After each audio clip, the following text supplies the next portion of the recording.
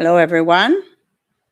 I came on I'm going on 11 minutes early today, which, with that being said, if you're watching this in replay and want to get right to the topics, scoot it in about 11 minutes and maybe I'll be to the topics. And I'm sure you can tell by the background noise, we have Jace here today. Huh, buddy? Are you playing pool? Pool? Pool? He was outside. I was thinking, that'd be great if he stayed outside and played, on the deck. I don't have the pool set up because it's got a leak in it. So it's been a good pool for several years, just a little doggy pool that makes this good for kids. But it's got a leak that's getting worse and I can't figure out where it's at. So it's made pretty tough. So I'm kind of surprised. But when you see that much water, you fill it up and then it's half empty by the next day. You're like, nah, that's waste of water. So yesterday I had my big old pitcher. I'm sure it holds more than a gallon. It might be 1.5 gallons. I'm scooping out the rest of the pool water, a scoop at a time, and walking around and watering different things to get as much use out of that water as I can. It's kind of tiring. My back muscles get a little sore. But hey, I hate seeing water just be wasted like that. So I figure we got like 4 years out of that. That was I would say we got its money's worth of play. So I ordered another one, but it won't be here till Monday. But the nice thing about it right now is if he decides to go play out on the deck, I mean, he'd be fine. He's tall enough, he's old enough, no big deal. But I still don't feel comfortable kids, even in a shallow 12-inch pool, playing without me being able to pay attention to them, closely. So, okay, let me see comments. This is why I come on early so we can say hi. See, Heidi, those are some big blueberries. I'll be talking about those today. And I talk about them on this coming Monday's video. So we had bad storms here just in Ohio on July 5th. Tornadoes in the same area. Yesterday, tornadoes again. Really? Very close to my son and family out there. Oh, my goodness. Scary, Tina. By the way, good to see you again. I haven't seen you in here or commenting on the other channel a long time, and I've been wondering how you're doing. I hope you're doing okay. I hope you're doing well. Hello from Michigan. Hello from Northwest Florida, from Tammy Day. Let's see. There's Tyler. Hello, everyone. It's hot down here in Northeast Texas, 100 degrees for most of the week. 100 degrees sounds kind of cooler for your area. Am I right? I mean, here it would be, everybody would be dead. They'd just be going, we can't take it. We're not used to that kind of heat, especially with the humidity it brings out from all the rain and more rain. She was having health issues. Doctor still playing with me as giving. I'm not sure what that means. I know you're guinea pig. Okay. I know you have to rely on the speech to text or whatever, and you never know what it's going to give you. Oh, by the way, there'll probably be an interruption at some point when his dad gets off work and is able to pick him up, which the sooner the better, in my personal opinion. He's usually pretty good for me, but I know there was one day there, he decided to get a little sassy right in the middle of my show. And he's kind of, he's 4, so he's at that age. Huh? You like to get a little sassy now and then. Yeah. It's not just the sassiness. Sometimes he likes to pick. He likes to just pick on me throughout the day if it's just me and him. And I didn't have the other grandbabies yesterday because I'm going to have them tomorrow. So I'll have all 4 of them tomorrow for a much longer period of time. So I hope it goes well.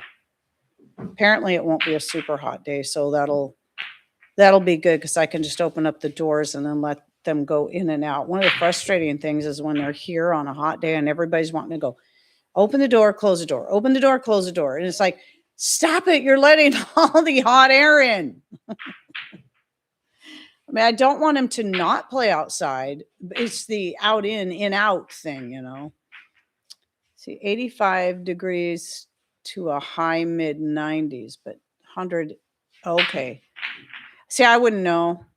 I'm thinking that temperature that you're saying is normal for you is about what was normal for us living in Wenatchee, so central Washington, which I got to remind people who don't know anything about the Pacific Northwest or Washington State in particular. The whole, you know, it rains all the time in Washington is so not true. It's only a third of the state that gets all the rain. The rest of the state is very dry and summers are very hot. In fact, we have areas over there that are more like desert. And that's the side of the mountain range that I grew up on. In whatever.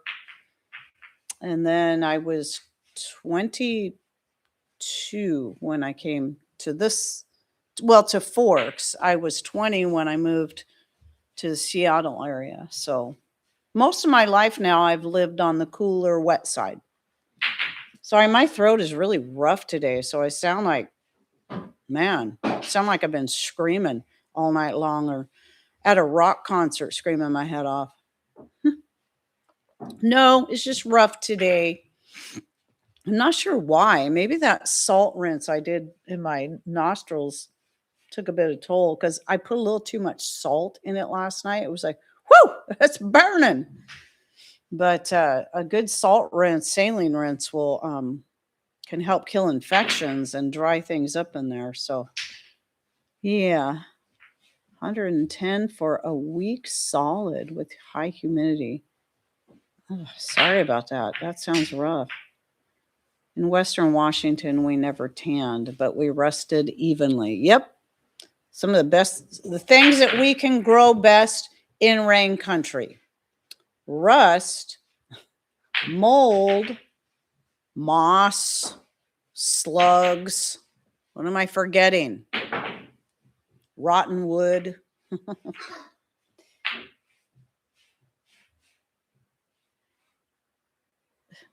It drives me crazy how many people who grew up in Western Washington think all of Washington is rainy. See, yeah, I guess if they've never been to the other side of the mountains, how would they know? I've been back and forth of both sides, but mostly, yeah, but grew up on the dry side. But visited family on the more damp side. And then you got Seattle that everybody thinks is the rain capital of the world. Excuse me? They don't know what rain is in comparison to places like where we live. They get a third of the amount of rain, sometimes a quarter of the amount of rain we get. So are we there yet? Is it time yet? I don't want to go over my time. I don't want anybody coming back and watching it and get mad because they scooted in about 11 minutes and then realized I'm still rambling about stuff that has nothing to do with fermenting. Slugs were bad in North Bend. They kept stealing the goat's salt blocks. Wait, what? That's got to be a joke. Because I would think the stealing of the blocks would be its own punishment in the case of a slug. We still got slugs in Wenatchee, but they just weren't like they are here. They weren't as innumerable and tenacious and voracious and any other acious you can think of to apply to a slug. Any tips for getting chewing gum off a blanket? Well, usually any kind of oil will work chewing gum free from hair, but the question is, you know, you could end up with an oil stain, but then you'd want to follow up with something like something that's really going to cut the grease, like, a good dish liquid. Dawn used to be one of the best for getting grease stains out, but I think they've changed their recipe or something, so it doesn't work as good as it used to. Good one, Deb. Try freezing the blanket and picking it off. Good plan. See? The more brains, the better. Well, I guess it depends on which brains you're talking about. So banana slugs get 6 to 8 inches long. None of those down here. Yeah, I don't know if we have banana slugs around here. I don't recall if I've ever seen one. They're most of them are just little ones. And from what I understand from a local that, was pretty much born and raised here, those were somehow got imported here.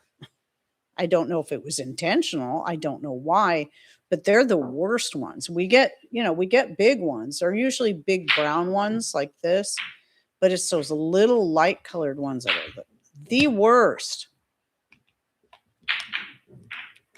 Oh, I know a banana slug looks a lot like, okay, we had banana slugs in Olympia. So they're probably around here. They're just not, I don't get those in my garden. Just the brown ones that get about that big. And I think, yeah, banana slugs like that. The brown ones that get about that big, and then those little ones. Those are the most common. Okay, it is time. Ooh, it is time. So, hello everyone. Heidi here from Rain Country. God is good all the time. And today we're going to be talking about fermenting. Not just that, but I've got a couple of different fermenting related questions I'm going to approach and then divide those into 2 different videos. And yeah, so excuse me. I'll probably be doing that a lot today. In fact, let me spray some of my magic juice here. My magic metal juice. We're always coming up with fun different names so YouTube doesn't give me a strike. Okay, let's see. So what do I want to start? Let's start with this. Now, these are going to be pretty short, and I'm pretty sure everybody watching me live has heard me talk about this like a billion times. So, but I still get the questions a lot. So please be patient as I answer these questions, because there's always new people, either new to my channel or just new to the whole idea of fermenting, making vinegar, etc., etc. And so this was in regards to a vinegar video in particular. And sure enough, somebody came in and asked, can I use monk fruit sugar instead? And so, of course, as we know, a lot of this comes down to the utter and absolute demonization and terrification. I just made that word up. It probably actually means something else, but terrifying people against sugar of all kinds, because anything that's a real sugar is horrible and you must not touch it. That means don't eat honey, don't eat maple syrup, don't eat coconut sugar, don't eat fruit. Just cut all the sugar. Don't eat any of it, because you will die. Because there's this, every time something is deemed bad for you, there is a basis for it, right? But that doesn't mean the real natural stuff doesn't still have its place in our lives. So, can you use monk fruit sugar, which is not a sugar? A lot of people call it sugar, and so they get confused. It is, even though it comes from a plant, from a fruit, it is a non-nutritive sweetener, which means it has no calories, no sugar. And your vinegar, your ferments that rely on sugar must have nutrients. They must have something to feed off of, or they'll starve. So if you give them a non-nutritive sweetener like stevia, monk fruit, or any of the etols, the ones that all end with etol, sorbitol, whatever they are, I don't know. There's so many of the non-nutritive. A lot of them are created in a lab and then labeled as natural. No, they're not going to work. The only thing they're going to do is add a sweetness to your vinegar that won't go away. So if you want your vinegar to be sweet, that's fine. But it's still going to need food to not starve. So vinegar is made, and so is wine, from sugar. Now, with wine typically, or even a lot vinegar, either one, can be made with just straight juice, as long as the juice itself has enough of the natural sugars already in it. But not all juice does. So a lot of times a sugar of some kind still has to be added. For me, I typically use organic, the blonde cane sugar, but raw honey is a great one too, because it's going to add more nutrients. It's just the reason I don't use that for vinegar making is it's more expensive. I save that for other things.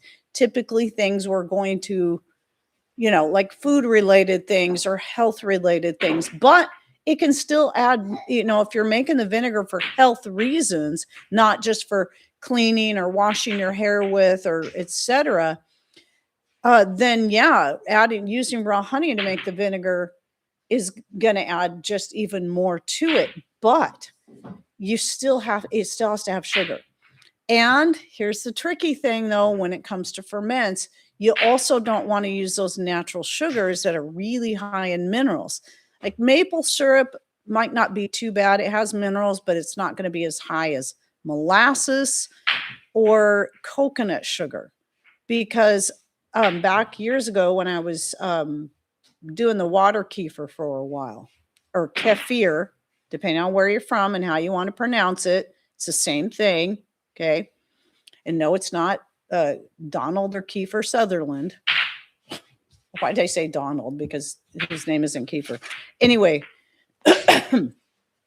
when I was doing that for a while, I was giving it coconut sugar, thinking, this will be healthier. But my grains kept getting smaller and smaller and less active. And somebody told me, I think it was after I started my YouTube channel even, that somebody said it's because the coconut sugar is so high in minerals that you might find that your water kefir grains are not multiplying and getting smaller.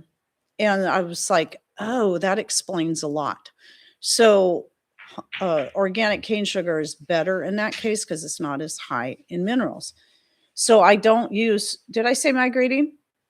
I'm pretty sure I said my greeting, didn't I? Deb, where were you? I think I did. Somebody let me know for sure. And if I didn't, I'll say it later when I start my second. I'm pretty sure I did. One of us is not paying attention. Okay. Maybe Deb stepped out for a minute, or she was probably typing. It happens. We all space it every now and then. So, so think of it this way. When it comes to those type of ferments, such as your vinegar, your wine, your fermentation starters. I have one here. It doesn't look really pretty. It is a rhubarb, a dried rhubarb, but I'm going to change the rhubarb out and get some fresh rhubarb in there. So it's not very red anymore. That's one of my fermentation starters. It needs to be fed. So every time I use it, I feed it sugar. It needs that to keep thriving, to keep being bubbly. So otherwise it may just die. So think of it this way. So I share this in Monday's video. If you had absolutely no food and the only thing you had to exist on was monk fruit sweetener, stevia, or any other kind of non-nutritive sweetener, what's going to happen to you? Yeah, you will, right? You're going to starve. You're going to starve. Your body has to have those calories and nutrients.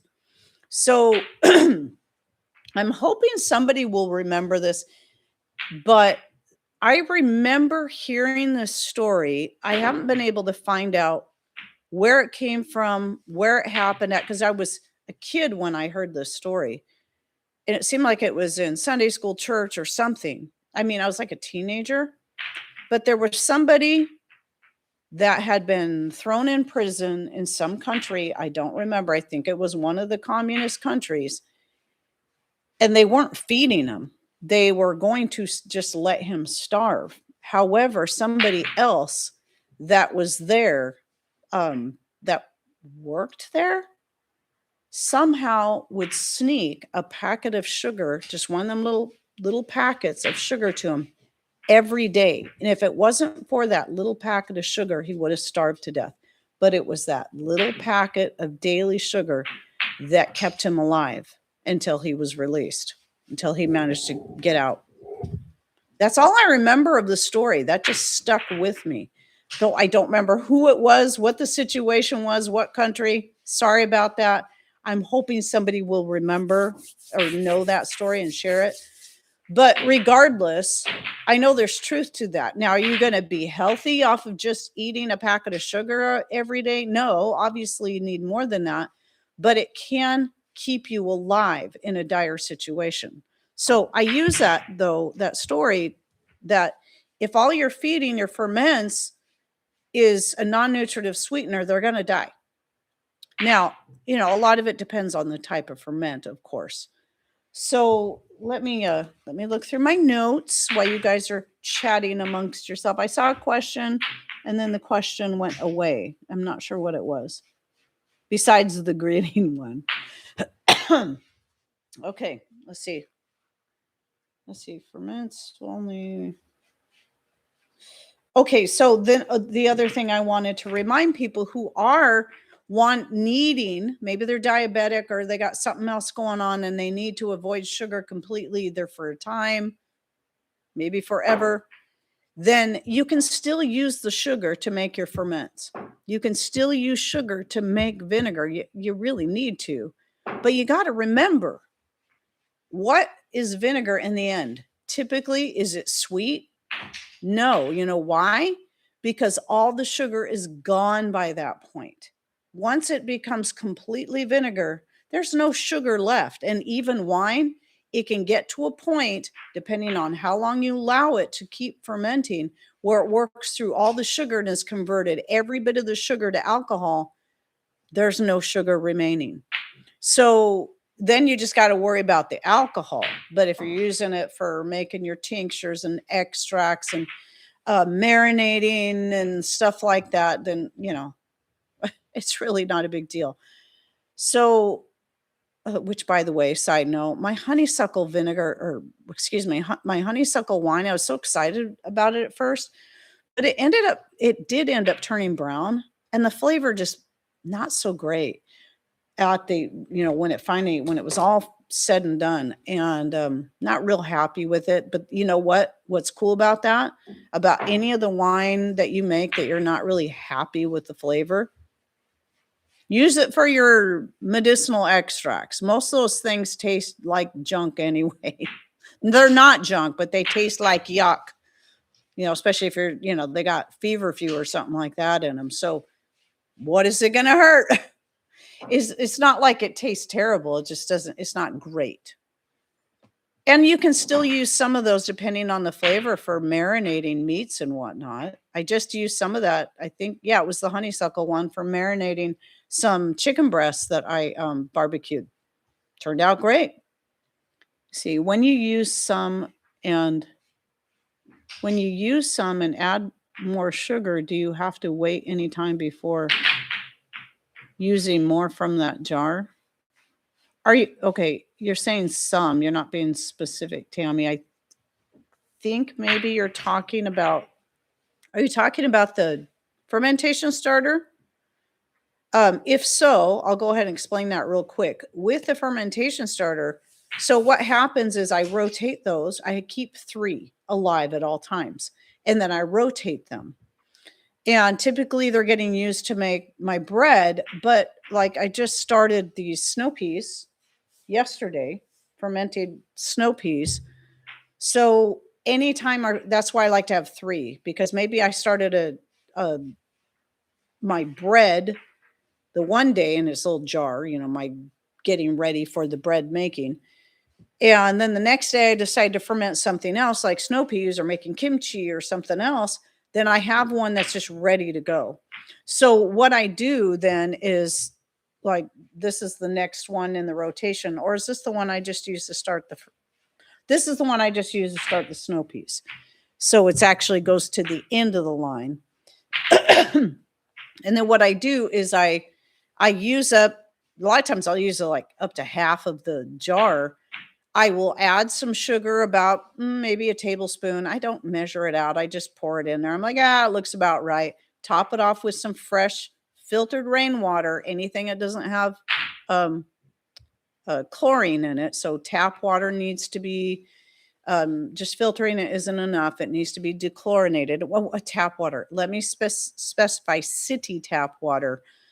But even like your well water, if it's high in minerals, you may need to filter that because it might have too much minerals.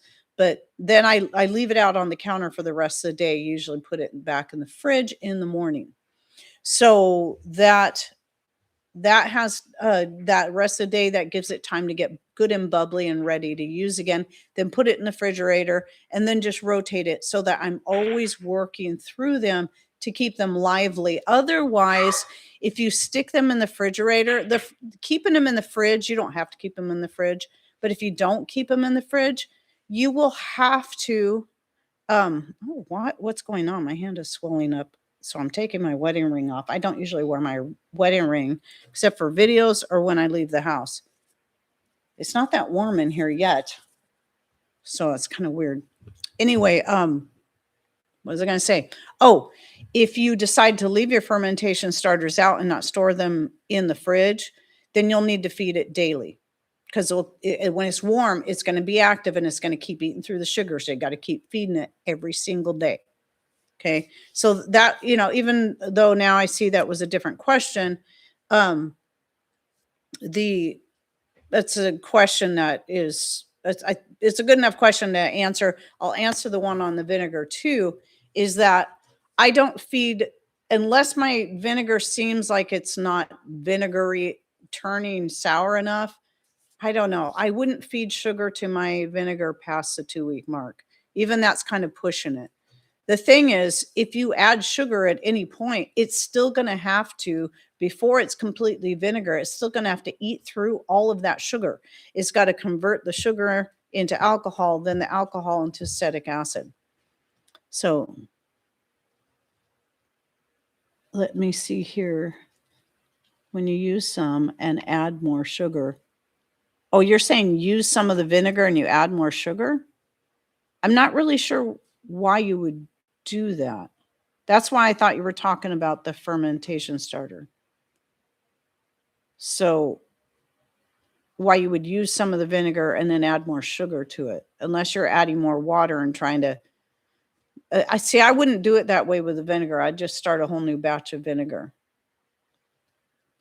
It was so hot this week. For the first time I can remember, I didn't go to church. I was going to run out of bread because I was going to get some after church. Fermentation bread is to the rescue. Oh, good. Okay. Oh, you did mean, you said vinegar, then you, okay. Oh gosh. I'm confused. We're all confused. That's okay. If it's hot there, no wonder.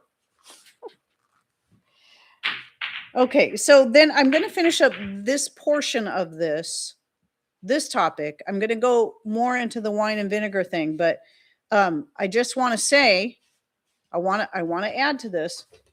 This is just another reminder that real sugar, real natural sugar, has a place in our lives, especially if we're trying to make things from scratch ourselves, such as wine and vinegar and natural sodas and fermentation starters for fermenting whatever you want.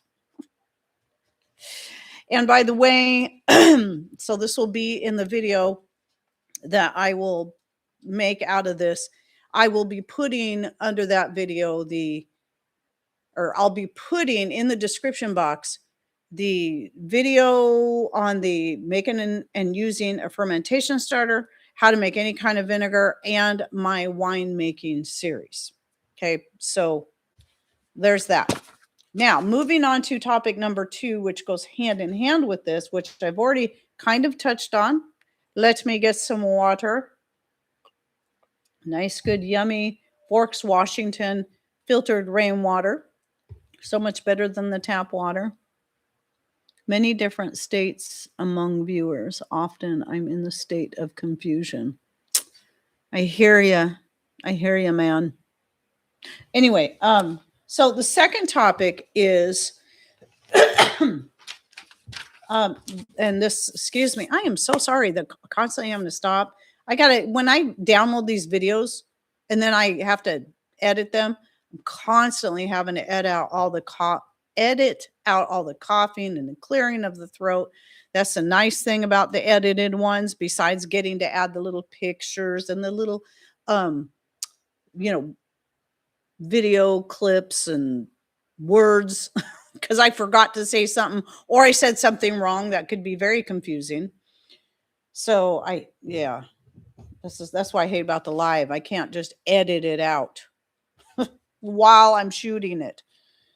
But okay, so the difference, somebody asked me, what is the difference between vinegar and wine? And so I'm going to say this, I'm going to tie the fermentation starter back in there too, because another question I get is what is the difference between vinegar and a fermentation starter?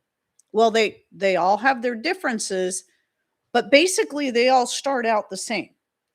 So with a starter, like you see here, what makes it unique from the vinegar and the wine is it only takes 3 to 4 days, maybe 5 if your, house is really cold, for it to be good and bubbly and ready to go. It can even be drank as just a natural soda. It's basically the same idea as making a natural soda, though I always use my starter to get my sodas going, my natural sodas. Because it's already, now that I've got it going, I know I can ferment anything with it. So, but then the other thing is you got to keep it fed and, cycle through it and keep it stored in the fridge so that it doesn't. Did I finish this thought earlier? I was going to say one thing about your fermentation starter, if you don't keep it fed, it will turn to wine, probably a weak wine, depending on how much sugar was in there, but it will turn completely to alcohol. At that point, it's not going to be a good choice to use as a starter. You want it to be active and bubbly. So it can usually go for quite a while in the fridge, a couple of weeks without being fed, but all of mine get fed, or maybe even a month. But it's going to get slower and slower and slower. And once it's turned completely to wine and there's no fizziness to it at all, it might not be recoverable to be a starter. So you might have to start over and use it for something else. So then the vinegar. Oh, and the other thing is that you can have your starter have a cap on it during the fermentation or just have a cloth over it. It doesn't matter. When I was first making the ginger bugs, I always just kept a cloth over it, but I didn't keep it in the fridge. So I was having to feed it every single day. I don't have to do this. It was like having a pet. You had to feed it every day. This, I can just stick it in the fridge and let it put a cap on it and then just let it sit in there until I need it. As long as I keep rotating, working through the 3 I have. So now with vinegar, the difference there is that it's going to take a full 30 days ish. I mean, there's always going to be a give and take. I mean, this is a living being basically. So just like any gestational period, they say 40 days, but maybe 40 days. 40 days would be nice. Have it over with that quick. 40 weeks, but maybe it's 42 weeks. Maybe it's 38 weeks. With anything like a vinegar or a wine, maybe it's only going to be 25 days, but 30 days is the guideline. I mean, that's the average. Okay. Sometimes it can take longer too. So for it to fully become vinegar, it's going to need a good amount of time because, as already noted, it has to the first 2 weeks ish, okay, it's got to eat through the sugars. It takes the sugars, converts them to alcohol. And then in the last 2 weeks, because you have some kind of cloth, coffee filter, paper towel, whatever, over the jar and not a solid lid that's preventing oxygen from getting in, it's then going to, with the help of the oxygen, convert that alcohol into acetic acid. And once it's worked through all of the alcohol and sugar, alcohol. It is then now acetic acid. It is now vinegar. All right. So there's the vinegar. The wine, what makes the wine different from vinegar, the time it takes to ferment is about the same, except during the whole entire process with the wine, you want to deprive it of oxygen. If it's getting oxygen, it will turn to vinegar. But depriving it from oxygen will cause it to just keep working through those sugars and make a stronger and stronger alcohol. Well, it's not going to, it's only gonna become as strong as the amount of sugar that's in there. But too much sugar, by the way, you don't want to say, oh, well, I might want to make a really, really strong wine, and you add a whole bunch of sugar all at once. Then what's going to happen is you're going to kill it, because sugar is a preservative, just like salt. It can be a preservative. So if your wine's going along, maybe you get to a certain point and you're like, man, I maybe you're at the 2-week mark. By then it should be tasting like alcohol. If you're worried it seems too weak, you can add a little bit of sugar in. I never add any sugar after the first, I don't know. You don't want to go past 2 weeks. I'll just say that. But I rarely ever add sugar after the first 2 weeks, unless I get to the end and then I decide with this flavor, it's something I'm going to serve. I want it to have a sweetness to it, and all the sweetness is gone. Then at that point, I'll usually just add some raw honey to it. So, hey, buddy, can you not do that? It's a little bit too noisy. Maybe play with the Etch-a-Sketch. That's why I brought it in here for you. You were playing with it earlier. I don't think he feels good. He keeps rubbing at his eyes. And his mom seems like she doesn't feel all that great today either. So, excuse me, a little more water. So, yes. So the main differences between vinegar and wine are one needs oxygen, one does not. Vinegar needs oxygen. Wine should be deprived of oxygen. Stop that. I already said stop. If you can't stop, go outside and do that. Or I'll take him away. I'm sorry. I had a feeling he was going to start doing this. He's clearly doing it just to be annoying, because that's what he's been doing to me the last few days. And somebody had to use the spoon on a rear end yesterday. I usually don't have to do that, but unfortunately, got to keep him in line. That one was an accident. I'll let that one go. But don't do it again.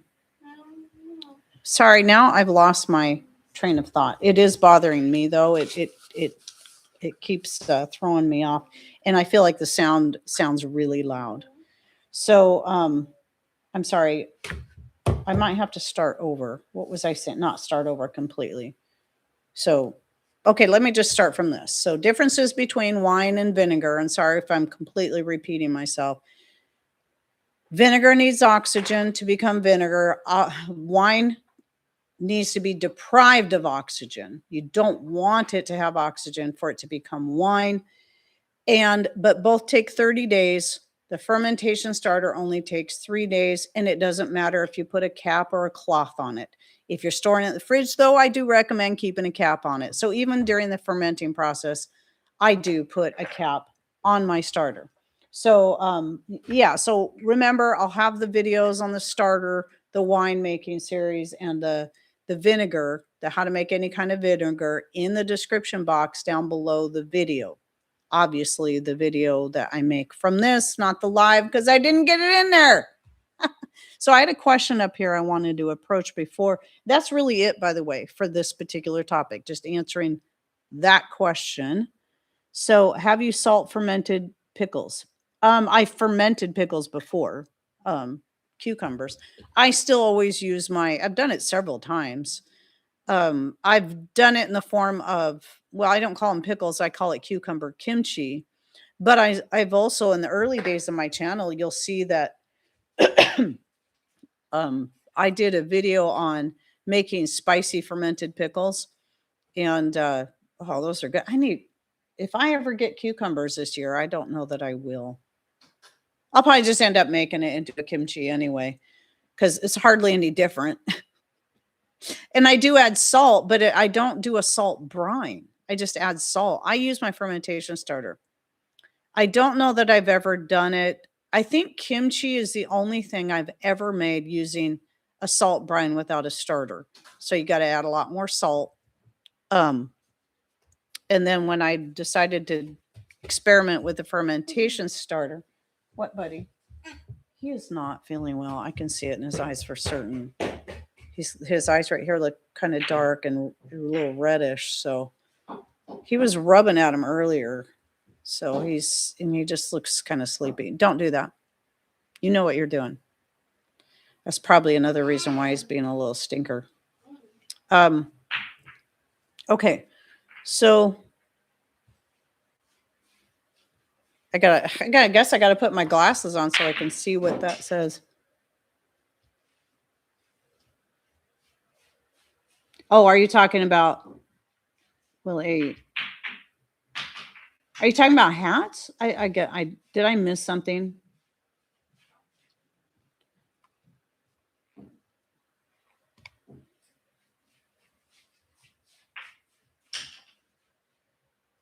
Sounds like it saved a lot. It does. That's one of the reasons.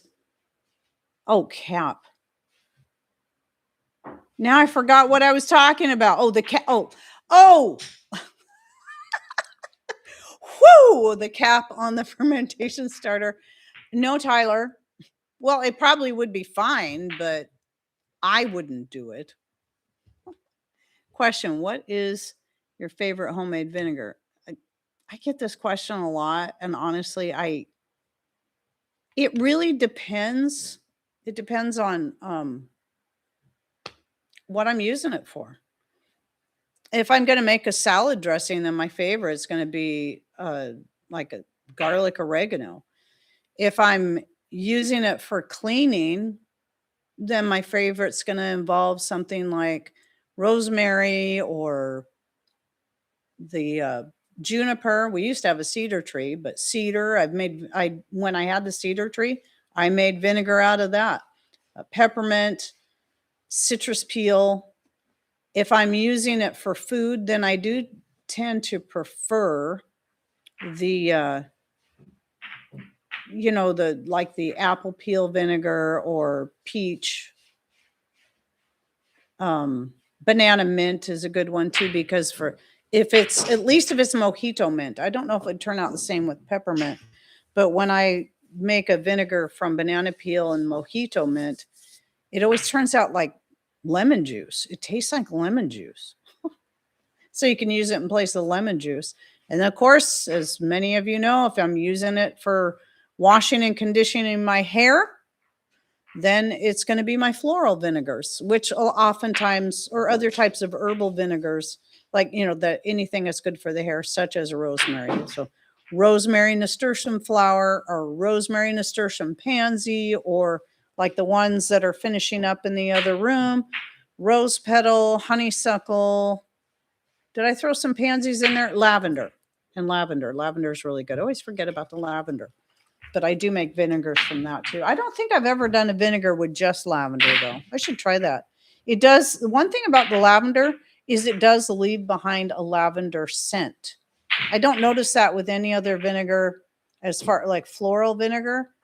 But I have, like when I did a pineapple vinegar out of the rinds, and I didn't like the flavor of it. Sometimes the flavor, it gets a little weird, but it still had a good smell. I was using that to wash my hair with, and that left a nice tropical smell in my hair. I'm like, this is nice. I like this. Okay, got to spray some more of this. Okay. So that was topic number 2. Nice short topics today, which is good because I got all 4 grandbabies tomorrow. I'm not going to have time to do a whole lot of editing, and I can't even download this live until tomorrow morning. This last one, excuse me. This last one isn't about fermenting. It is about the blueberries. Let me check my face, make sure I don't have any foreign objects. Ooh, my cheeks are getting rosy. What the world? It's not that hot in here yet. I'm starting to feel it get warm. I need to get my fans get all my fans turned back on. But anyway, let me read this first. Sounds like a peach vinegar will do good with fermented pickles or raisin ferment. Oh, raisin vinegar is really, really good for marinating. I need to make a raisin vinegar again. I just haven't thought of it because I've always got so many vinegars now because I make them out of scraps or whatever's coming in excess in the garden, or apple peels or peach peels if I'm getting fresh peaches and canning them. Peach peel vinegar is really a great vinegar, and it always gets the biggest, healthiest SCOBY on it. And so like literally had one that tall in one of my peach, usually after you put it in storage, not while it's in the process of making. It might get a thin SCOBY on it, or the apple too. That apple peel, usually your apple, peach, pear, those kind of peels get the healthiest SCOBYs. Some of your herbal ones may get one, but don't feel like your vinegar's gone wrong if it doesn't get one. Most of mine don't. So anyway, he's having fun. He's doing good. He likes to roll those billiards back and forth like that, and smack them against each other. He's a little too small yet to use the cue, so he tries to knock them into the pockets that way with his hand. Okay, so this is about the blueberries, because I posted that picture with the blueberries in my hand, and people were like, what did you do? What variety? Why are they so big? Are those GMO? I'll tell you the last question. No, they're not GMO just because they're big. So how do you test the strength of your ferments by most of the time now I just use taste, smell, but you can get for vinegars, if you're wanting to get down to a 2.5 to 3.5 in their range on the pH. So the lower the pH is going to give you a higher acidity. So, if we're looking for like a 5% acidity, then your pH needs to be between 2.5 to 3.5 in there. I've seen it written so many different ways. In fact, when I first started my channel, I thought I'd read it has to be 4%. No, or a pH of 4, not 4%, to get a 5% acidity. So you can get the universal test strips, take a little bit of your vinegar, put it in a little shot glass, just so it's enough that you can dip that strip in and swirl it around, and then you can check it and see where it's at. But it's got to be universal test strips that goes from 0 and up. Otherwise, they don't go low enough. You made an apple peel and there was no taste. That means it's not vinegar. If it has no flavor, it doesn't taste sour at all, it's not vinegar. In fact, here's what I'm guessing happened. You said you made apple peel vinegar. Was there no taste when it was finished, or no taste after you put it in storage? Either way, if it has no taste, either you didn't add enough sugar for it to have something to feed off, to turn to alcohol and then turn to vinegar, or you let it go too long, and after it ate through the sugar and then ate through the alcohol and converted that to acetic acid, it then continued, without being nice, tight, airtight cap lid put on it. Then what's going to happen if it still gets oxygen exposure after that time? It'll just keep working. It'll keep working until there's nothing left, and it just turns to a flavorless, disgusting water. So basically it kind of goes back to the beginning, except for now it's gross. So there's that. Thank you, Deb, for the playlist link. All right. So blueberries, back to the blueberries. Now, first off, let me explain something about climate.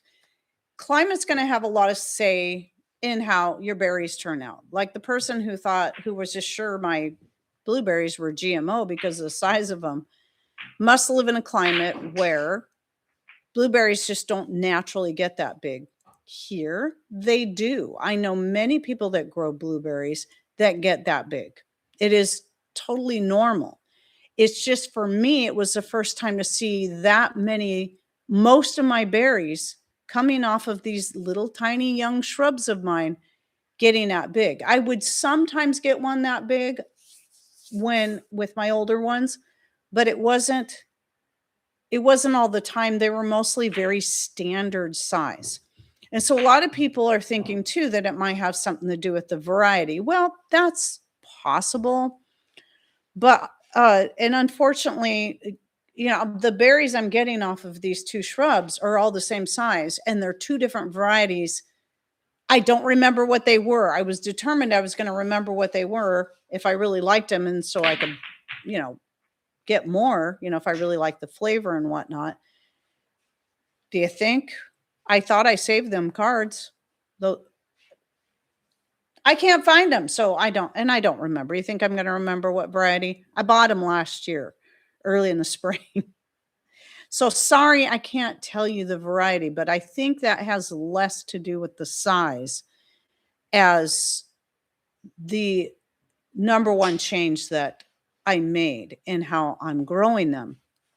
And so here's the thing. If you have been following me from the beginning, or you've gone back and ever watched any of my older videos where I was talking about growing blueberries in pots, I was doing container gardening quite a bit. I still do a lot, but when it comes to the blueberries, they will do great. If you have a nice big pot, they'll do great for several years in a pot, as long as those roots have plenty of space. But the sad thing I found out, I'm like, what's happening to my blueberries? They'd start to grow in the season, and then a whole chunk of it would die, and I'd have to pull that part out.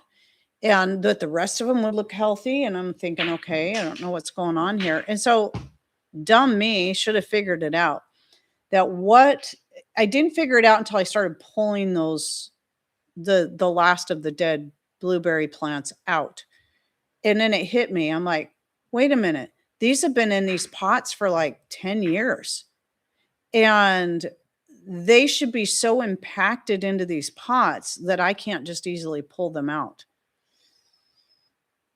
So I'm looking at what's remaining of the roots, and there's not much there. And you could tell they'd been rotting. So what happened is once they filled up that pot full of roots, I think it looks like they started rotting from the outside in. That's why it took years for them to completely die.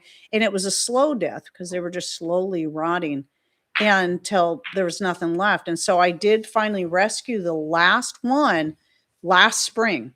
I'm like, there's still a little bit of life left in this. I'm going to dig it up. I'm going to stick it in the garden and see if I can get it to survive. And sure enough, it did.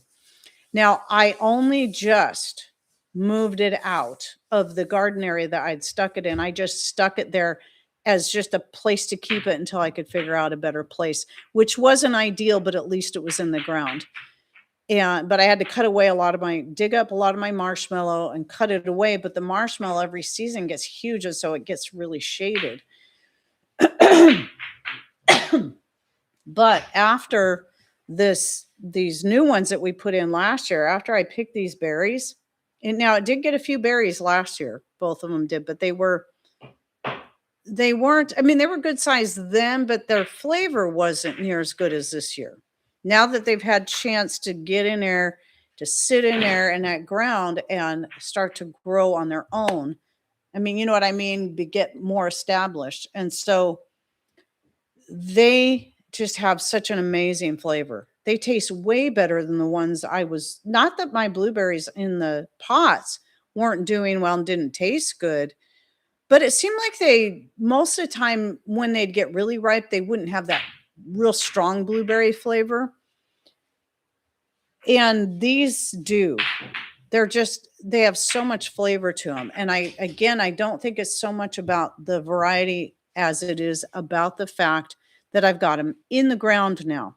So now here's the thing is that Blueberries love acidic soil. So some of their favorite things are going to be blood meal. That's if you want to buy any kind of natural fertilizer. Blood meal is excellent for blueberries or any berries for that matter. But if you don't want to buy any kind of fertilizer, because blood meal can be rather expensive. In fact, once I finally ever work through what I have, I probably will never buy any again, because really all you need is grass clippings. Most people can get grass clippings for free.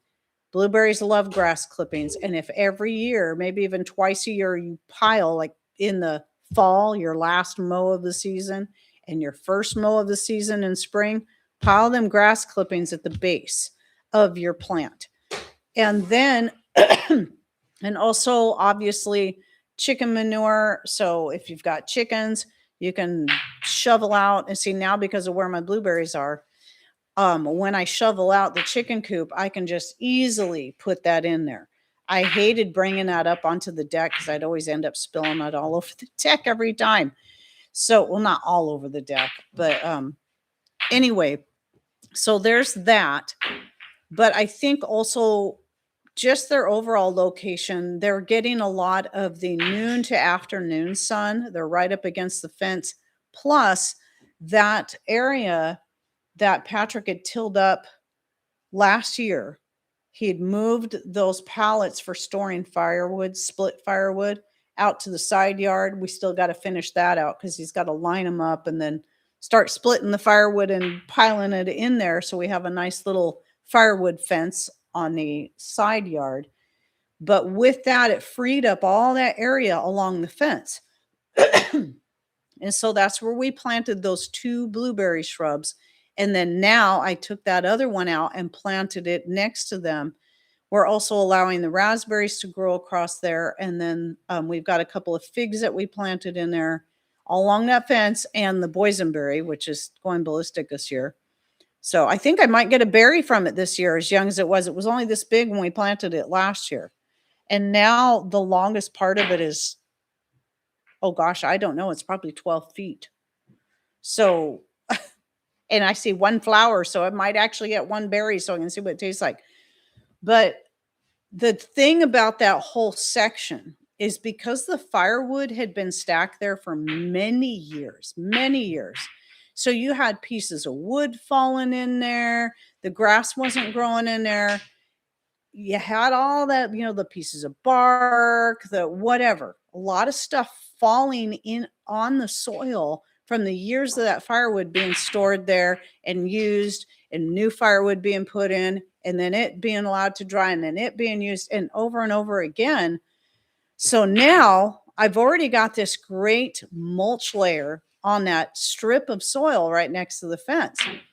So there's that. So the soil was already pretty well fed and loosened up, and went ahead and obviously tilled everything in.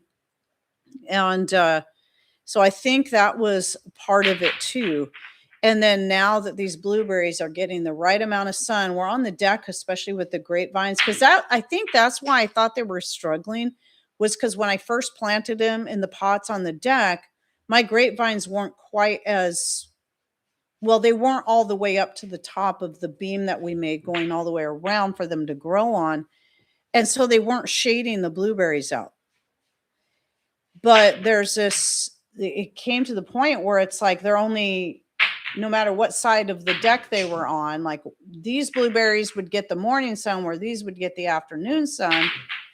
But there would be a good chunk during the day where they weren't getting as much sun as they're getting now. Now they don't, because they're up against the fence and they're facing the fences, that fence is on the east side.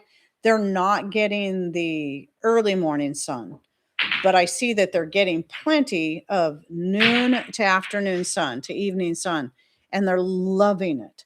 So there's just a lot of things that it's easy enough, but it's just those little things.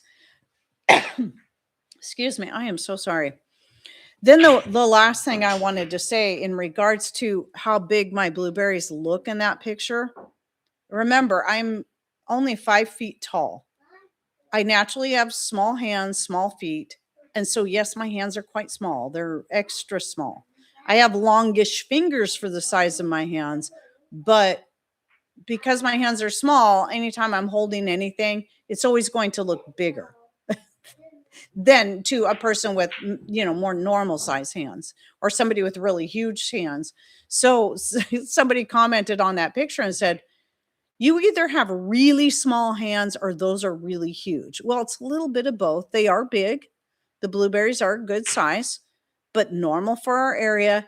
And I also have pretty small hands. So just know that, and one of the things that I do say on the Monday video is you got to remember that when you're comparing what you're growing to what somebody else is growing, it's not that because yours aren't as big. I mean, as long as they taste good, that's what matters, and you're getting plenty of them. That's what matters. If they're not as big, that is no sign of you being a failure. It could have a lot to do with where you live. So, as I've noted several times now, that size blueberry is actually what is more normal for our climate because that is the size most people who grow blueberries around here get. Berries love our very, very wet climate and not super, super hot.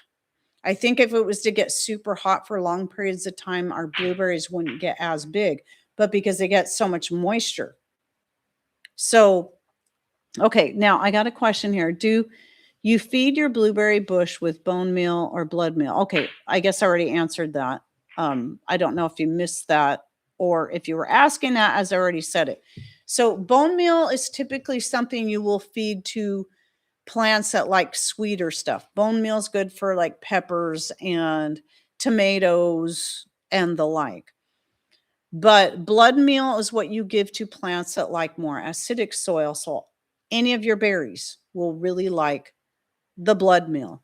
But again, if you've got grass clippings, if you've got grass and you mow, use your grass clippings. As long as you're not spraying your glass, as long as you're not spraying your grass with a bunch of, Roundup or other such nonsense, it's good, clean, non-sprayed grass. It's going to be great for piling at the base of your berries. It's also really good for piling on top of your potatoes while they're growing. They love it. It loosens up the soil. It's great. It's really good for them. So, and potatoes do like a more acid soil, which kind of surprised me when I found that out. I wouldn't think they would, but they do for some reason.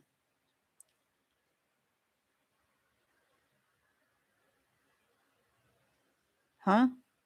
I'm sorry. I'm trying to understand some of these comments here. My 2 blueberry bushes did not fruit at all, no blooms either. Thank God believes. I believe they came back, I think is what you're saying. I was getting worried. Oh, it's Tina. Yeah, that doggone speech to text. I should be wearing my glasses while I'm reading this. Oh, that's why I can't read Robin's comment. You were lucky. I'm a 6-foot redhead. People run the other way. Well, let me tell you something, Robin. When I was a little girl, I didn't always feel I was so lucky because I was so tiny. I was the one that always, but you know what? Kids are mean. And it doesn't matter if you're tall, normal size, or short, they will always tease you. And I was very, very sensitive. So I didn't know how to take it when people call me shrimp and shorty and you need to grow up and blah, blah, blah, whatever the things were they always said. And as I got older, I didn't mind it so much. But there's also you learn how to climb on a lot of things. Yeah, you get in trouble if you try to climb on grocery store shelves. So I would ask people for help if I couldn't reach it. But yeah, so we have step ladders around here all over the place. I got to have my step ladders or I still, at 60 years old, will still hop up onto the counter. I do worry sometimes I may break, though. I'm not 20 or 30 anymore, let me tell you. But that was usually what I did. Hop up onto the counter to get to the stuff at the top shelf. But most of the time I'll just grab the step ladder. It depends on where it's at. What are you doing, Goofy? You're goofy. Kind of surprised his dad didn't make it. Yeah, well, it's not noon yet. He works shorter days on Wednesdays, but it's still, because the type of job he does, it just depends on how many, I forget what he calls them, that he has to go through. But anyway, sometimes, some days it's more, some days it's less. Summertime's usually going to be more. Okay, so let me look at this. I just want to see. I do. So yeah, again, you can grow blueberries and other types of berries in pots for a time, but you really need at some point as they mature. I would say don't let them stay in there past 4 years, and find a good spot to grow them in. If you really want them to thrive and to get the size they're going to get for your climate and great flavor, plus the added goodies of stuff that you can get for free. So, and by the way, coming back to that, for soil amendments, I use grass clippings on pretty much all my soil, but also leaves. Leaves go everywhere. So on all the regular garden areas, I say regular, but I don't necessarily put leaves around my berries, but leaves, grass clippings. If we are blessed to get some broken down wood chips or bark pieces, which we did a couple years ago. We got a lot of them and put those on the garden. Whatever we can get for free is usually what I use.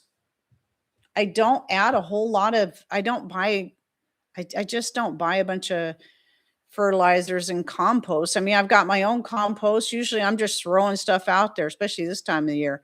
Oh, chopping up the rhubarb, let's take the leaf and throw it out here and let it compost. So I always say this, chicken scraps, when I mean kitchen scraps, they just get tossed in the garden. I don't even have a compost bin. I just toss things out there and let them break down naturally. When I'm weeding, I pull the weeds up, lay them down, let them break down. Some weeds that doesn't work very good for, because they'll just reroot and start growing again. But that's comfrey, nettle. If it gets too much of it, just chop, chop, chop, drop it down. Borage is another good one. Dandelion leaves. So, and here's the benefit too of doing that. It can become its own slug deterrent.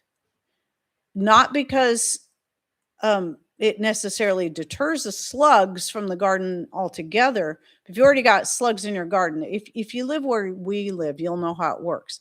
The slugs will live in the soil, usually find some place where it stays cool and damp, and then they'll just literally come up out of the soil and eat your stuff.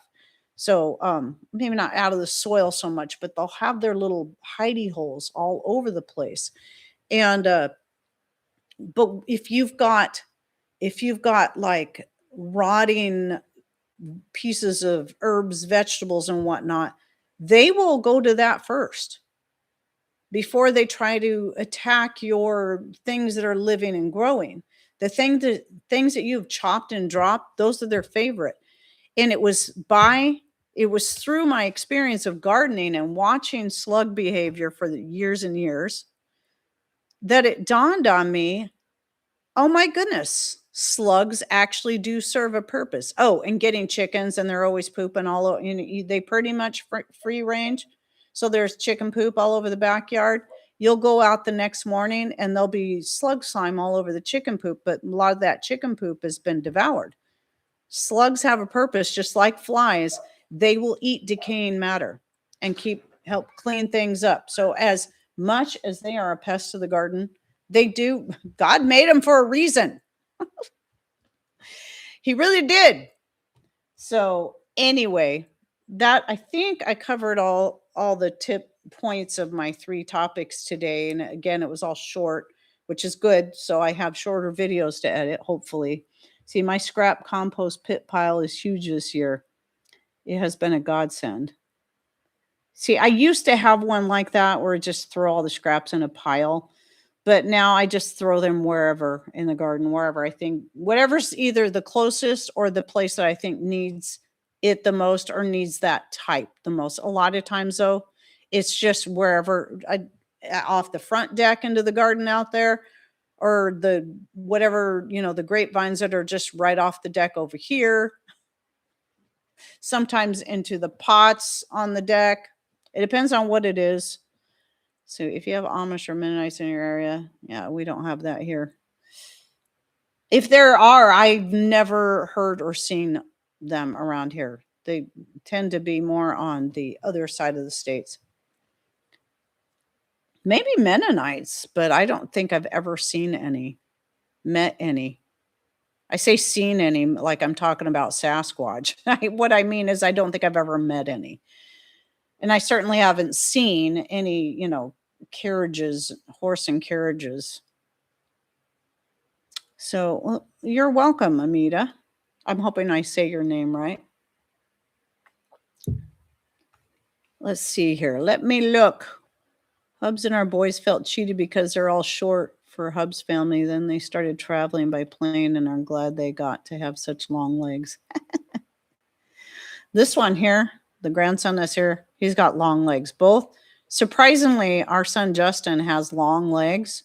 He's the tallest of all. He's not tall per se, but out of Patrick, me, and our two boys, our two sons, he is the tallest.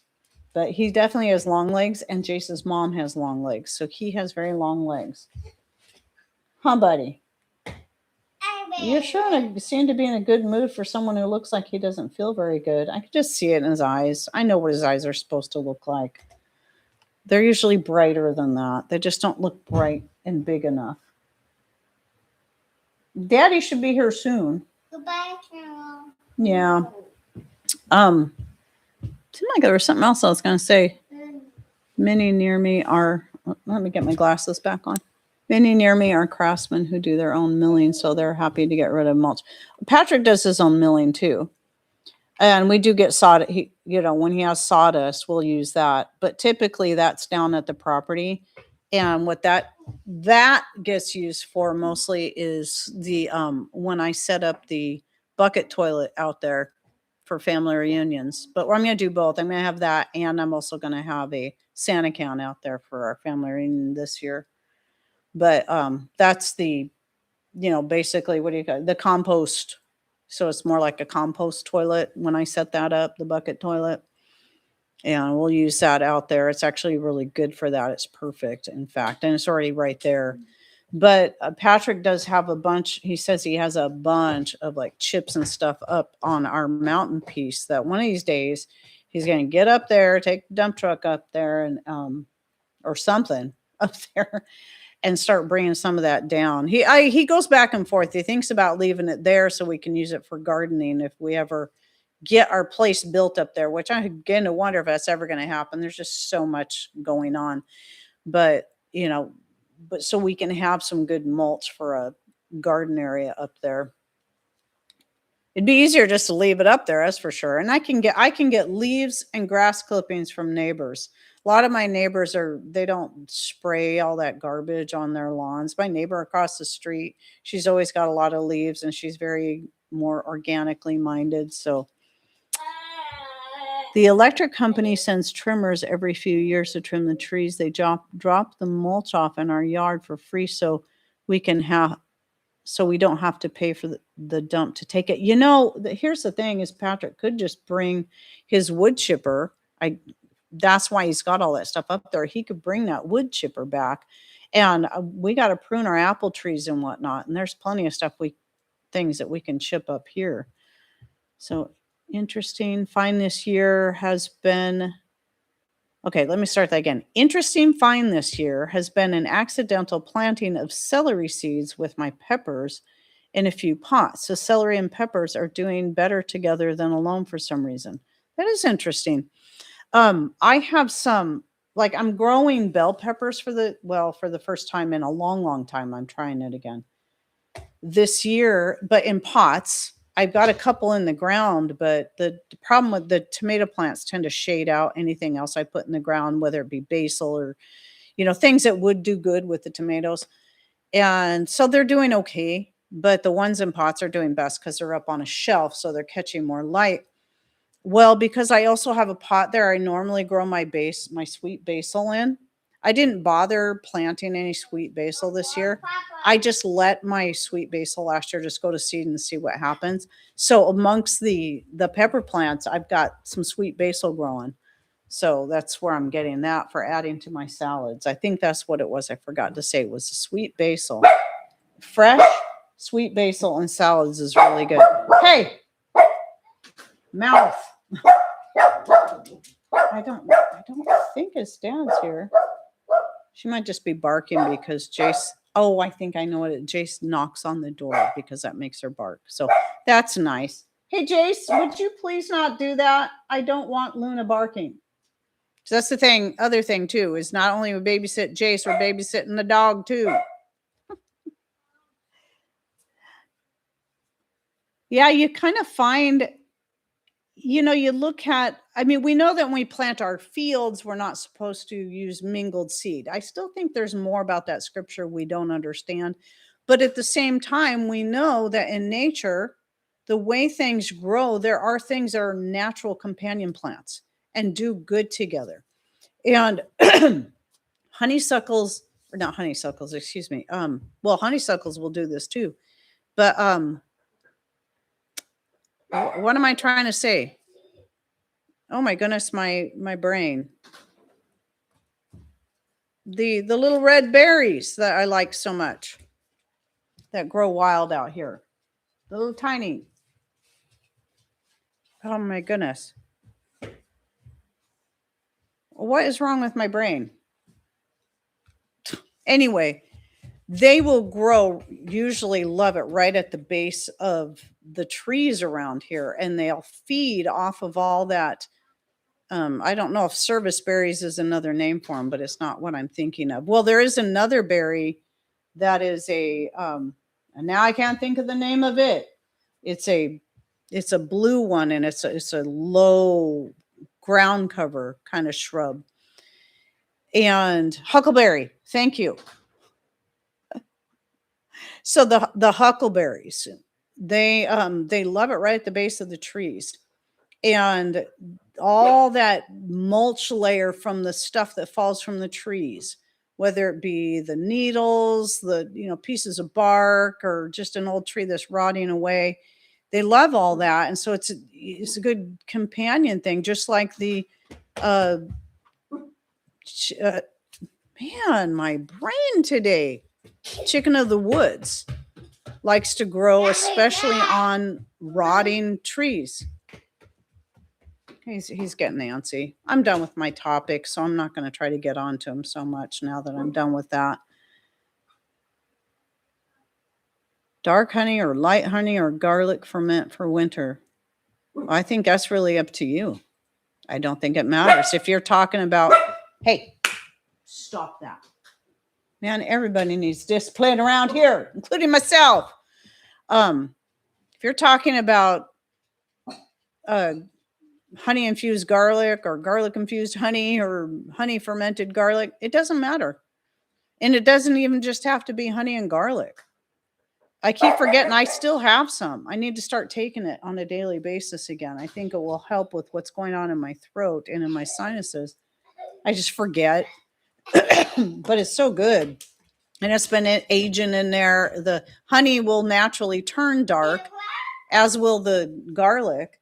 But I add like some horseradish powder from my own horseradish in there. So that adds that extra kick. Maybe some red pepper flakes, or even the hot pepper powder from my own peppers. So if you can handle it, but the like horseradish powder is really good for clearing out the sinuses. And then I typically will also add things like cinnamon, nutmeg, cloves, because they're just really good at fighting flus and colds and flus, viruses and bacterial illnesses.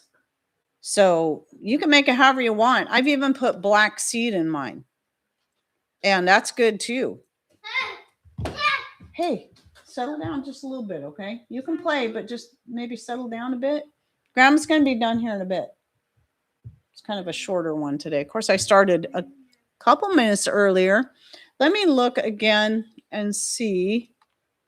Now see if I can think of the name. Salal is the other one I was thinking of. It gets kind of a longish dark blue berry on it. It's actually pretty good, but most people around here don't eat the berries. They use the greens. You've got salal pickers out here that will collect salal for more for greens, not to consume, but for florists and stuff. Leave. Go get in your bed. Go on. Jace, stop trying to make her bark. What are you doing? You okay? Come here. He's got his fingers up his nose. Why you got your fingers up your nose? Okay, you're just being a boy. All right. Just making sure. He had a bad nosebleed last week, and so I was like, I didn't know if he was holding his nose because his nose was bleeding again. Let's see. What do you do with your horseradish leaves? I use horseradish leaves. So I've got the horseradish powder from the root that I make from the root. You can turn that into a horseradish sauce like you'd eat with steak. And then the leaves I like to use for when I'm fermenting stuff. So in fact, good question. Right here, you'll notice, there's my snow peas. I'm fermenting my snow peas. But I'll do this whenever I'm fermenting cucumbers as well, because cucumbers can get really mushy. Horseradish leaves add a nice flavor. They add a light horseradish flavor, not as strong as a root, but they also will help prevent things from getting mushy. Same way, I think they work better than grape leaves do for keeping things crisp. Your zoo is like mine. I tell you. Well, and now that I've got 3 of the young males that are, so I did 2 hatches this year, and they're 3 weeks apart. And so the males, the 3 from the first hatching, are all pretty frisky, especially the dark one that I was going to keep. I'm not going to keep anymore. So you got that going on. I don't know if the one is crowing yet, but the 2 are. Then I've still got the younger ones. They're still pretty mellow right now, but the 2 most mature ones are just causing chaos. In fact, one of the hens from the first hatching, I think she's probably going to be a really good layer, probably pretty fertile by the way what are you doing back there? Where's he at? He's on that side. What are you doing? Man, that kid can bend his finger back in the weirdest way. I mean, it like bends backwards at the joint. It's crazy. Somebody's pointing, and he'll really hyperextend it, and he'll point that way. So what was I saying? Okay, so this one, the reason I think she's going to be really fertile is because all the males are after her. I finally yesterday, I'm like, we either got to take some of these roosters out now and just take the rest out later, or I got to figure out something. And Patrick's like, well, it doesn't really make sense to take them out now when the other ones aren't quite ready yet, because we want to let them get some more size to them, right? So that we've got, they got more meat to put in our freezer. Well, as he picking his nose, was his finger like this and then going up the way it was bending? I thought that's what I saw. I thought it looked like it was standing there with his finger up his nose. Oh, kids are so fun. They had comedy relief. Yeah, well, I thought that's what it looked like, but I don't have my glasses on, so I couldn't, and the screen's kind of small, so I couldn't tell if that's what he was actually doing.